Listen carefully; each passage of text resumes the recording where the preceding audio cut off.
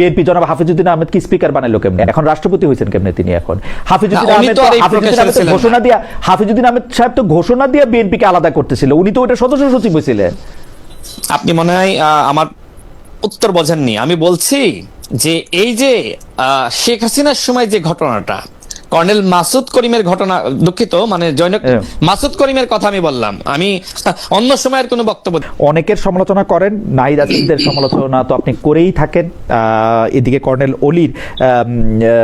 অলি আহমেদের একটি বক্তব্য আপনি অনেক সমালোচনা করেছেন, এলডিপি নেতা, যে বক্তব্যের মাধ্যমে উনি বলেছিলেন, একটা হুঁশিয়ারি দিয়েছিলেন যে এরা যদি এক হয় তাহলে এটা হবে না। আপনি কি একটু এই জায়গাটা থেকে একটু ব্যাখ্যা করবেন, মানে এই প্রেক্ষিতে বক্তব্য যে নাহিদ আসিফদের? আচ্ছা দেখেন, কর্নেল অলি আহমেদ তিনি তো অবশ্যই বাংলাদেশের একজন বর্ষীয়ান নেতা।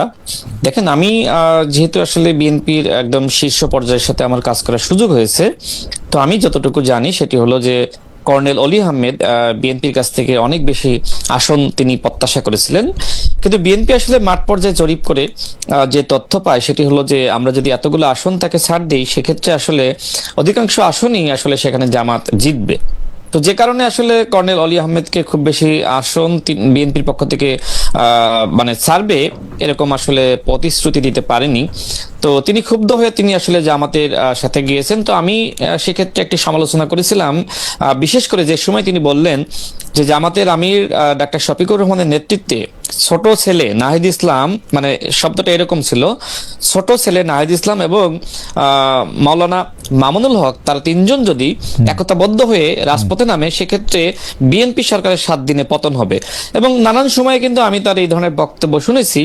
তো সেই জায়গা থেকে আমি তার কাউন্টার হিসেবে বলেন বা আমি আরেকটি সমালোচনা আমি করেছি যে আসলে আপনারা তো একসাথেই আছেন, তাই না? তো আপনারা আমি আপনাদেরকে বলতেছি যে আপনারা ঠিক আছে, আপনারা আগামীকাল প্রেস ব্রিফিং করে একসাথে হয়ে আপনারা 7 দিনের মধ্যে বিএনপি সরকারের পতন ঘটিয়ে দেন। আমি এটিও বলেছি যে 7 দিনের মধ্যে যদি আপনারা বিএনপি সরকারের পতন ঘটাইতে পারেন তাহলে আমি রাজনীতি ছেড়ে দেব। জাস্ট এটা পলিটিক্যাল রেটরিক।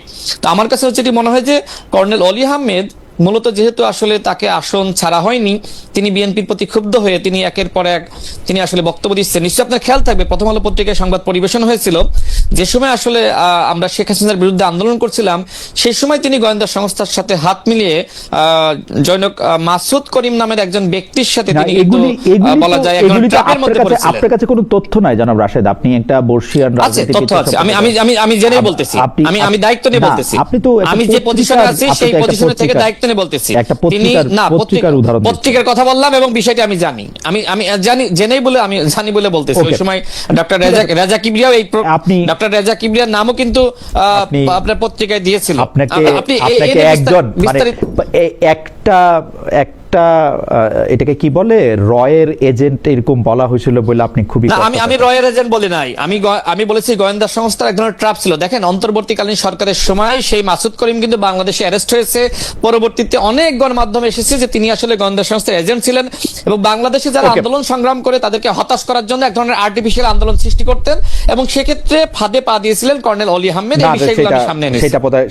সেটা বোধহয় আপনি আমার মনে হয় আমি জানি, আমি দায়িত্ব নিয়ে বলছি, আমি জানি। আপনি কর্নেল অলি আহমেদকে যদি কখনো আপনার শোতে আনেন, জিজ্ঞেস করেন বিষয়টা সত্য কি মিথ্যা। আমি চেষ্টা করব। একটি প্রক্রিয়া ছিল এবং অনেকে কিন্তু অ্যারেস্ট হয়েছে, বিএনপি কয়েকজনকে বহিষ্কারও করেছে, আপনি সেটাও জানেন। যেমন একজন শওকত মাহমুদ, তিনিও এই প্রক্রিয়ার সাথে ছিলেন। তো বিএনপি জনাব হাফিজউদ্দিন আহমেদ কি স্পিকার বানাইলো কেমনে? এখন রাষ্ট্রপতি হয়েছেন কেমনে তিনি? এখন হাফিজউদ্দিন আহমেদ সাহেব তো ঘোষণা দিয়ে বিএনপি কে আলাদা করতেছিল, উনি তো ওইটা সদস্য সচিব হয়েছিলেন। আপনি মনে হয় আমার উত্তর বোঝেননি। আমি বলছি যে এই যে শেখ হাসিনার সময় যে ঘটনাটা, কর্নেল মাসুদ করিমের ঘটনা, দুঃখিত মানে জৈনক মাসুদ করিমের কথা আমি বললাম, আমি অন্য সময়ের কোনো বক্তব্য দিই নাই। এবং এইটা আমরা ওই ফ্রেমটা চলছিল, ওটা আমি জানি বলে তো বলতেছি, কারণ ওই সময় তো আমরা অনেককে থামিয়েছি, অনেককে বুঝিয়েছি, আমাদের কাছে অফার এসেছিল নানান ভাবে। আমার মনে হয় যে জনাব রাশেদ খান, আপনি আপনার বক্তব্য পরিষ্কার করেছেন, আপনাকে অনেক ধন্যবাদ।